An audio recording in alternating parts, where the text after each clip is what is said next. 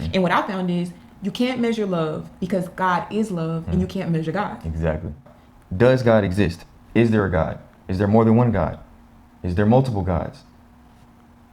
That's the question. Yeah. That's the question that everyone has. Everyone has the question of if there even is a God. And we're here to tell you that not only does God exist, but we can give you evidence that God exists, even without giving you biblical text. Because God has given us a plethora of examples, a plethora of evidence, a plethora of trails for his existence. Yeah, I think that when you try to have conversations with people about God's existence and you like rapid fire biblical text towards them, and they already are having some type of, contradictory thoughts about God and the Gospels and all of those things, sometimes it falls null and void, and us as believers get a bit frustrated because we can't try to empathize or understand where they're coming from in their confusion or curiosity, because the word stands now, in the past, and forever. So what we found is how to help others understand in a way of relatability. So the first point I have to offer is God exists because the world around you exists. A lot of people say that they don't want to believe in things that they don't see. And I think when someone asks you as a believer, how do you believe in something you don't see? How do you serve something that you've never seen, talked to, felt, I think a lot of times we don't have enough humbleness to just ask the question back to them. Why do you believe in things you don't see? Why do you believe in gravity or oxygen? Why do you believe in a conscious and subconscious? Why do you believe in love? Why do you believe in things that are intangible? Because without these things, the world doesn't function properly. You don't find meaning, purpose, satisfaction, or peace without understanding these concepts and relating them to how you function in day-to-day life. Yep. Yeah, that's a good point. And what I found is for myself is that the number one reason that I knew that there was an existence of God, without even having to read this, is morality. Morality, morality, morality, morality. There's not one person on this planet with a conscience, with a brain, a functioning brain, that does not live based off of morality. Even if you're atheist, if you're Muslim, if you're Christian, if you're Judaism, Hinduism, Buddhism, does not matter. Every single human being functions life based off of morality. And this is the number one reason why I know there is a God. Because there is no way that you can sit there and tell me that without God, that morality exists. And I'll tell you why. Because the only reason that you know that this is wrong or this is right is because it was already implanted into you. Example, if I say there is a God and that slapping this person across the street over here is wrong, and the reason I know that's wrong is because God has said that hurting someone else is wrong because they're a valuable human being, that's wrong. And you tell me, oh no, that's not wrong. That's only wrong because you say so. Then you're simply just saying that morality doesn't exist. And so therefore, because morality doesn't exist to you, that it's all just whatever we feel like. More and relativism. no one functions off of whatever we feel like. Whether you believe or you don't believe. You do not function off of, if you feel like it, you feel like it. I'll go extreme. If someone was a 40-year-old person and they liked 10-year-old persons, you wouldn't say, well, I mean, that's just what they choose to do. It's all relative. You wouldn't say that. You function based off of morality, but how do you know that that is there? What gave you that creative nature to say that that's wrong? Don't tell me it's society, because I'll tell you, in the United States of America, the United States of America is not smart enough to come up with a rule book to say, here's a rule book, we came up with it, this is wrong. No, they took it from here, first of all. So don't tell me that you gathered it from society saying that this was wrong, so that's the reason why I believe it's wrong. No, you believe it's wrong because you know deep down in your heart that if someone came to you, let's say because I'm a Christian, I came to you and I said, pop, pop, pop, God made me do it. You would say, yeah, you would say, no, you're a crazy person. How am I crazy? I just said God made me do it. That would make me a liar, which means that it does not matter if you're a believer or a non-believer. Morality is implanted in all of us. It does not matter.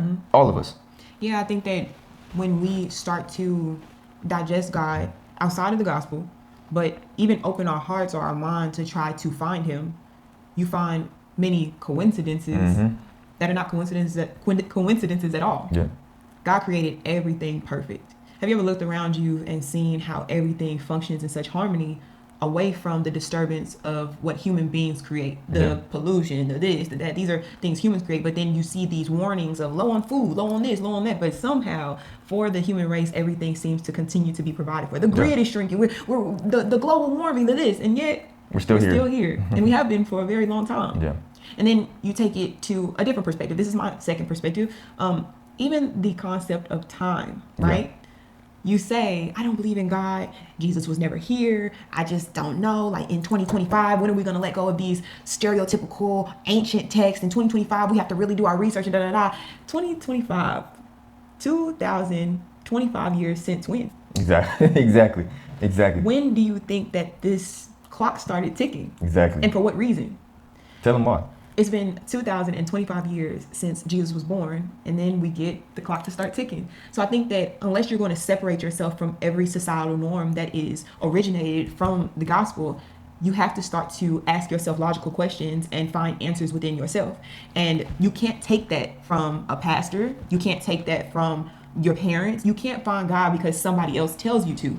You have to be intentional behind what you believe and the logical reasons that support it for you. Because the logical reasons that support God's existence for me may not resonate with you based on your understanding of the world. And so sometimes when we have these debates and and conversations about God, we get a little bit muddy because I don't think that is wrong to blah, blah, or I can measure this by this, or I don't find any conviction doing this, because God creates us all with the free will, choice, and different personalities that appeal to his existence differently. But what I will say is the rules are the rules, and we all function on the same timeline, in the same environment, and we're all sustained by the same provision of our Lord. Yeah, while you were speaking, when they play this, they're gonna see I just made a couple faces. I right? see you right here. I was like, and let me just keep talking. Yeah, it's not because of what you were saying. It's because while you were saying something, I really sat there and thought about a question that I have for every single one of you. And that question is, I don't think anyone has ever really sat back and nationally asked this question to the world, which is, it does not matter if you are American, European, Russian, Australian, in Antarctica, in Alaska, it does not matter. Do you realize that every single person on this planet lives in the year 2025? If you go to China, they'll tell you it's 2025. If you go to Ghana, they're going to tell you it's 2025. If you go to Germany, they're going to tell you it's 2025. The whole world functions off of the existence of God, off the existence of Jesus, the Father, the Son, and the Holy Spirit. The whole world functions off of this. Have you ever sat there and really thought about this question? Why does the whole world function off of God? If he doesn't exist, why does the whole world function off of his time period, off of his timeline? Why? That's a serious question. That is a big, big, big evidence factor of how you know God exists, because of the time period you live in. The time period you live in is based off of the birth of the divinity of the Son, which was sent by the Father. Have you ever thought about that? You probably never even been asked this question because people don't think. Have you ever thought about that? Yeah, I thought about it. I said it. No, I'm saying, I'm being rhetorical because they've never probably even been asked this question. Yeah. We live in a year based off of God's existence. Even if you don't believe, when you go to college and you write your name and they tell you to date it, you are dating in faith. I like that. You are dating in faith. So whether you believe or not, your whole world operates off of God. When you celebrate your birthday this year, you're celebrating your birthday off of the existence of God. If you were born October 5th, 1997, and you celebrate your birthday this year on October 5th, 2025, you were born in the existence of God. Absolutely. The next point that I have is the fact that, so again, we're not going to go into the Gospels in this video. We're going to ask you another question. A lot of religions that function in idol worship, right? A lot of things we see that are contrary to Christianity or the Holy Bible. Why do they all mention the same person? Exactly. Why do majority of every religion, every major religion, mention the same person in their context, but yet none of these people, none of these other gods or beliefs or practices are ever mentioned in the Bible? Exactly. Because a lot of things are contrived from the same place. We have alternative versions and we have different practices based on pieces of this and little spews of that, and yet our gospel stands the test of time. I seen one comment when someone said, many writers, it's more remixed than Beyonce. And I thought that comment was funny, but I also thought that it was ignorant. You know why? Because if the Bible was written by one person, just one, just as many things that you find to be true, like the existence of anybody, King Caesar, right? The existence of Alexander the Great, the existence of Rosa Parks, and you see these things. These people are not alive anymore, but you read about them and you see pictures of them and you see evidence that supports that they were here. That one author that tells a story from their perspective. But let me see you put 60 plus people at a table and tell them to write a story that coherently goes together. It all can be put together in one written gospel for us to consume as a manual of life. Let me see something that divine occur in the year that we are living in today. Let me see it. Give me the proof of it. Because you know what? A lot of people say that the Bible has a lot of contradictions, but they're not contradictions. They're variations of stories from different people, from different perspectives. You know what that's called? Evidence. If you were in a courtroom and there were 60 witnesses that tell you variations of the same story, I'll tell you something. I'll tell you something for almost 100% sure. We can't be 100% sure about anything but Christ, but I'll tell you something for a great probability. That person is going to jail. That person is getting locked up, and you ain't gonna see them for a good long minute. Because if there was a vast amount of people that come together and all come together to say the same thing about the same person, that's facts. Exactly. That's facts. Because even today, in 2025, the number one evidence of convictions in crimes is eyewitness testimony, even today. So with all the technology we have, eyewitness testimony is still the number one factor in convictions today. What does this mean? This means that the eyewitnesses that wrote this Bible, they were doing something that we still use today to prove something is true. And the reason that this is important is because you have people scattered within a time frame of 1,500 to 2,000 years between all of the authors in one Bible. 1,500 to 2,000 years. So that means that everyone all the authors in here were not in the same place at the same time, weren't even alive at the same times. But guess what? They all have the same experiences, similar experiences, talking about the same God and the same Messiah. Isaiah came before Jesus was even born, and he prophesied that Jesus was going to come. This is not a coincidence. This is evidence of divine nature. This is evidence of a God. Isaiah said that there's going to be a son who is known as the Prince of Peace and the mighty God. There's no human who can do that. So this is evidence that God exists. If you actually sit there for a second, think logically, and look at the Bible, look at God, look at Jesus for historical evidence first. Look at it as historical evidence first. Don't look at it as if this is a cult. They're trying to get me to join this religion. Before you think about looking at it as religion, look at it for the evidence. And the only way you can look at it for the evidence is look at it like history. Jerusalem is a real place. It's still here. Israel is a real place. It's still here. Egypt is a real place. It's still here. There's so many different areas that the Bible talked about that are still here, that still exist. The people are still here. The descendants of these people are still here. So it's not something that's made up, first of all. So in every single scholar, whether they believe in God or don't believe in God, they cannot argue the simple fact that Jesus is a real person. There's no refuting that. There's not one scholar that's smarter than me, smarter than her, smarter than you, that will argue that Jesus never existed. It's not going to happen. So start looking at it from a evidence-based and a historical base first, if you want to see the existence of God. And that was just like, I love like how you went through that and broke that down, because I think that is so reassuring for a person who doesn't know which way to look. Yeah. Looking at it as history is more settling than looking at it as, is this real? Is this fairy tale? Is this supernatural? Looking at it as history and exploring evidence and finding it for yourself, like I was mentioning before, is the best way to reassure somebody that you can find God in a natural way, before spiritually, before extending into the mind of divinity and into his profoundness, you can find him sitting right in your living room doing the research on your own. Yep. So that brings me to my last point of how I found that God exists, and that's through what he actually is, what his character is, and what he represents, which is love.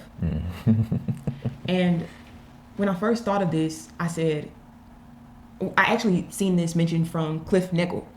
I think his last name is somewhere. It's Cliff Neckel. Yeah. Cliff And when he Neckel. mentioned this, I really was struck by it because I couldn't understand how nobody ever brings this up.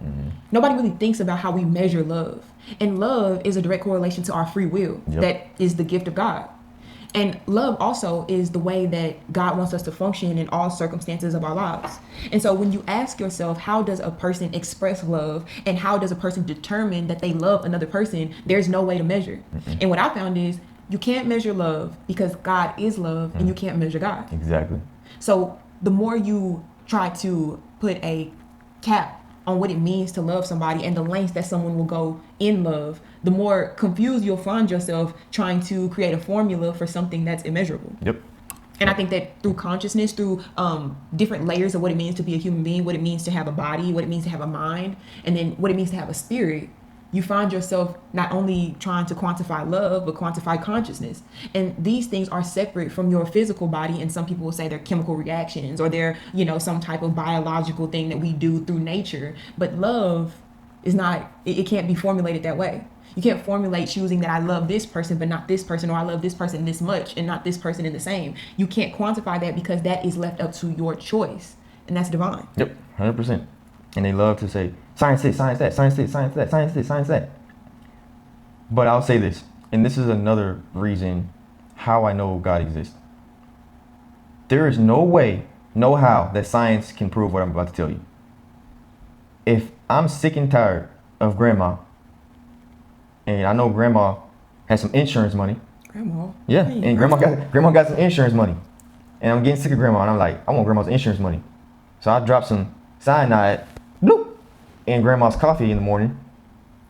Science can prove that there was cyanide in grandma's coffee. They can prove that grandma's body died at this time, grandma's body decayed at this time, all of that. But you know what science cannot prove? Science cannot prove, why did I drop the cyanide in grandma's coffee? It cannot prove that. It cannot prove why did I throw that cyanide in grandma's coffee. Do you know why it can't prove why did I do this? It can only ask the questions of what made you do this. It cannot prove why I did it. You know why? Because you cannot prove what's in the heart. Because the only person who can prove what's in the heart is God, because he is the one who created it. So science can never, ever, ever, ever, ever, ever, ever prove something that God created. It cannot. Because he's the only one that can measure it. He's the only one. He's the only one that knows why I dropped that cyanide in grandma's coffee. So if you're lost and you're saying, I have no answers for certain things, I can't put my finger on it, I can't figure out what to do next. You know why you can't figure out what to do next? It's because you're leaning on man to give you an answer they cannot give you. When you need to be leaning on God, who can give you all the answers because he is the answer. Simple as that. That's why we always say, read that Bible. Read that Bible. Read your Bible and don't be discouraged if you can't find what you're looking for today. Today, yeah. Because God works, people say in mysterious ways, but what I like to say is God works in your best interest. It's funny because me and Malik were talking about the Old Testament when God was speaking to people through donkeys. Yep. And you say, spiritual psychosis. I'm sure they felt a little bit of that. I'm sure they felt very, like they was crazy. Yeah. And everybody doesn't receive information the same way. And everybody does not understand things in the same manner. So God is very, at the same time, and God is very complex in the way that he, and loving in the way that he delivers these things to each of us individually, because he wants an individual relationship with you. He doesn't, it's not just about, it consists of worship, it consists of praise, it consists of honoring him for him giving us his only begotten son. Yes, it does. But overall, he wants your heart, and your heart being aligned with God creates a person that is new. It renews you. It renews your mind and your body and your spirit. And through that, you find progression. You find yourself progressing. So one thing that I want to touch on is for believers who are coming into relationships with people who are not believers yet, because we hope that everybody will come into the belief of Jesus Christ. But you're coming into relationship with people who don't believe, people who are new to believing, and people who have believed for a long time and are stuck in ways that are not serving them, right? Conducting conversations with these people shouldn't be belittling. Yes, it should be it should be educational, it should be posted in truth. Yes, absolutely. But to look at a person and say, oh, you must be new to the faith, you must not know, I've been there 10 years, you haughty in your speech. Yeah. You're put arrogant. yourself on a moral pedestal as if you're holier than thou. As if God couldn't make a person that you feel is beneath you, who just got to the church today, surpass you in not only knowledge but gifts and anything that they need to serve. They'll do it to the top of their capability, because that's how powerful God is. He makes the last first. So watch your mouth when you're talking to people. Watch how you speak to people. If it's not from a place of truth, and if it's not from a place of honor, watch yourself. And lastly, I wanted to just say, for people who are new to the channel, supporting the channel, we have been as recently titling our videos Black Lives MAGA, MAGA, and a lot of people had a couple questions about what that means to us. We love making America great. We are American and we're proud of it. But more than that, we are Black lives. We are two Black lives that are here to tell you that America is great when we're great. Not just us, but we're a big piece of it. And we just want to be two people that are of color that influence you to understand that your life is great and it influences the masses. It doesn't just influence Black people. It doesn't just influence your children and your husband. And the world is not just about you. We influence everyone just as everyone influences us. So remember to walk with your head up with pristine. Remember that you are valuable, and remember that the things that come out your mouth and the things that you support have to be in relatability to what's the best for the greater whole, right? For the majority. And if you're not considering the majority, and if you're not considering helping everybody in your tone, in your speech, in your message, then you're doing yourself a disservice. Yeah, because the point of this is further from what you guys believe it to be. Black Lives MAGA is simply exactly what it's really saying, which is Black lives are American history too. It's not just Black history. I'm tired of everyone saying this is y'all history over here and everything else is American history. The point of Black Lives MAGA is Black Lives MAGA, Black lives, Black history, all of these things, HBCUs, all of these things need to be taken out of the word Black. We need to be inserted into American history. American history. Black lives make America great again because Black lives are a part of American history. Period. Point blank. We are American history too. White people are American history too. Latinos that are American born are American history too. Anyone that is born American is American history too. So stop looking at it as if it's like, oh, y'all support white supremacy, blah, blah, blah. Y'all support this. No. Coons and bigots. I want you guys to look up something. Look up what a Frederick Douglass conservative is. Look that up. Because you want to talk about MAGA means you're a white supremacist. No, we are Black true conservatives. We are Frederick Douglass conservatives. And Frederick Douglass was a slave. He was a smart man. And he believed in conservative views for a reason. Because most of you don't even truly know what the true aspect of conservative is. And it's way deeper than what they're telling you on the TV. Conservative is not Republican. It's not Democrat. Conservative has a true meaning, and it has nothing to do with political parties. So go look up what a Frederick Douglass conservative is. Because Black Lives MAGA is simply Black people trying to set an example and tell you, we're knocking on the door, we're opening the door, we're knocking it down because we are inserting ourselves into American history. Simple. And I'll end with us inserting ourselves. God wants us as a whole. Yep. You think that, and they think that, and these people do, and no. We are one body under Jesus Christ, and I love you because he created you, and I don't care what you look like. I don't care. I care about where your heart is, who you are as a person. Of the heart. And if I can see through my discernment that you are a good person, it does not matter the color of your skin. It don't matter the language you speak. None of these superficial, dumb, idiotic things matter when it comes to us serving as a body under our Father. So we hope that this message resonates with you. If it does, make sure you drop a comment down below. Give us a like, a share, maybe a subscribe, and we will see you guys in the next one. And read that Bible.